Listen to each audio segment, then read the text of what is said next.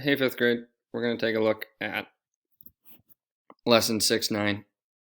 Again, we're going to be dealing with multiplying decimals and looking at different strategies we can use. We're going to look at two today. Remember, even though that it tells us to use both of them in this lesson, in the future, just go with the one that works best for you. Both work just fine, just some work better for others. To start, take our pen or pencil and let's just scribble this out. Okay, not doing math message. All right, what we're going to do is we're going to look at our estimating strategy. So just like we were doing last time, it says make an estimate, multiply as if the factors were whole numbers, and then use your estimate to place the decimal point in your product. Okay, so what that means is that we are going to round these. Let's just say we're going to change this to 75. Okay, that's a nice easy number for me to use. I'm going to multiply it by 10 because that's a pretty easy number for 9.6. Okay, then when I do those, I'm going to end up with 750. Okay, because I just added 0 to it. All right, so my estimate is 750. Now, it says multiply the factors as if they were whole numbers, and then use your estimate to place a decimal point. So all I'm going to do is I'm just going to pretend that there's no decimals in these numbers. Okay, so I'm going to take 7, 6, 1. I'm going to multiply that by 96.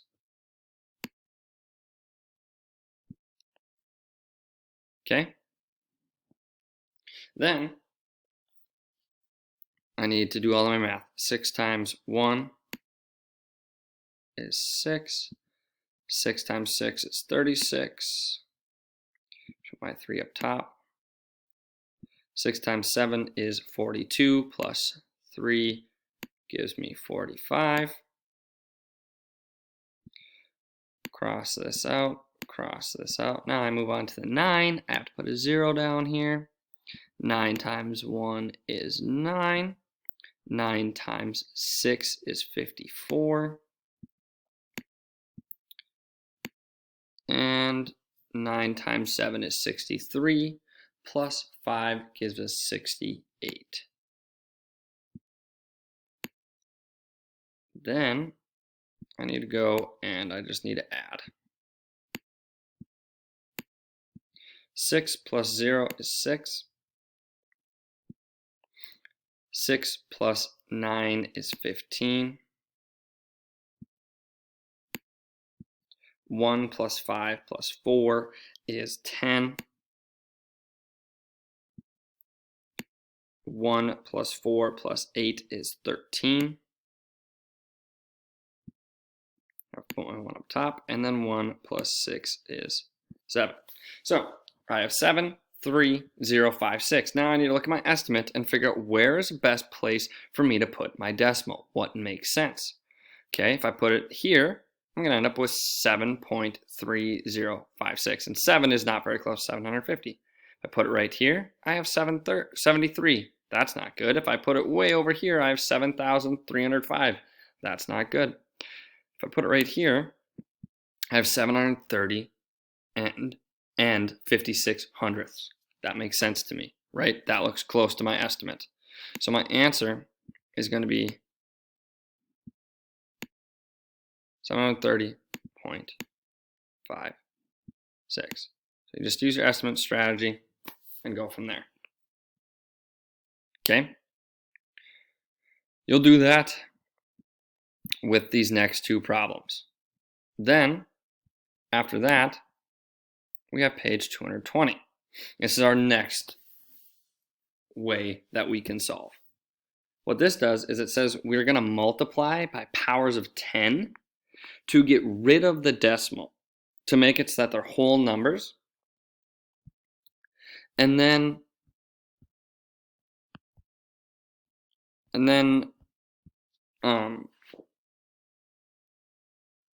we divide back by that to find where the decimal goes. And we use whatever our exponent is. Now, if you noticed here, this is the same problem as before. Okay, it's the same as number 1 on the other page. So we're going to end up with the same answer. So it's not the fact that you know the answer, it's the fact that you know how to get to the answer. Okay, so if you look here, we need to multiply this by, we want to take this decimal and move it over. So we have to multiply it by the first power. Okay, so this is going to be multiplied by the first power to get this decimal to go over one place.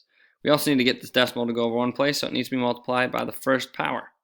Okay, so we multiply this by 10 to the first, we end up with 761, and we end up with 96. Now this is looking very similar to what we just did, right? Now these are just the same numbers we have. Okay, so now we just multiply these two numbers again, 761 times 96, and again we're going to end up with 73056. Now what it says is that you undo the multiplication by powers of 10 by dividing the product by the same powers of 10. Okay, so we need to see how many powers of 10 we have.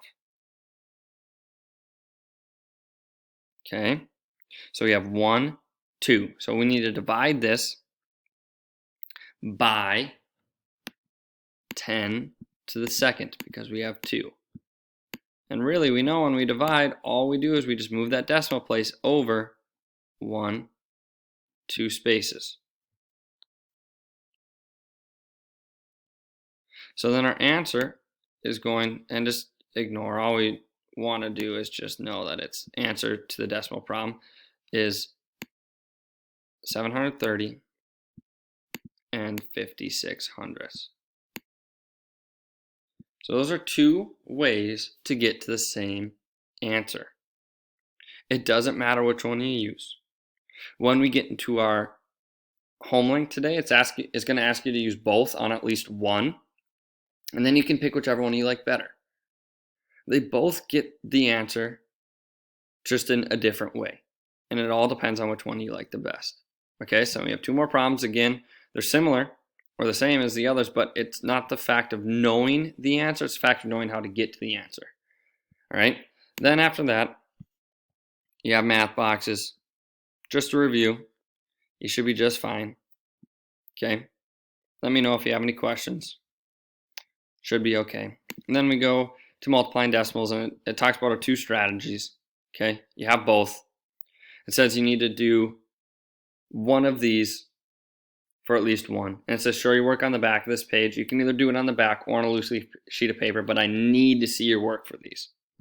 Okay, so you have to do one of these one way, one of them the other way, and then the other two however you like.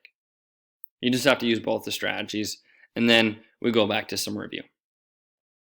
Let me know if you have any questions. If you're not sure, just go back and watch this video again too. It's a little complicated. Make sure you have your math journal with you and you're looking at it.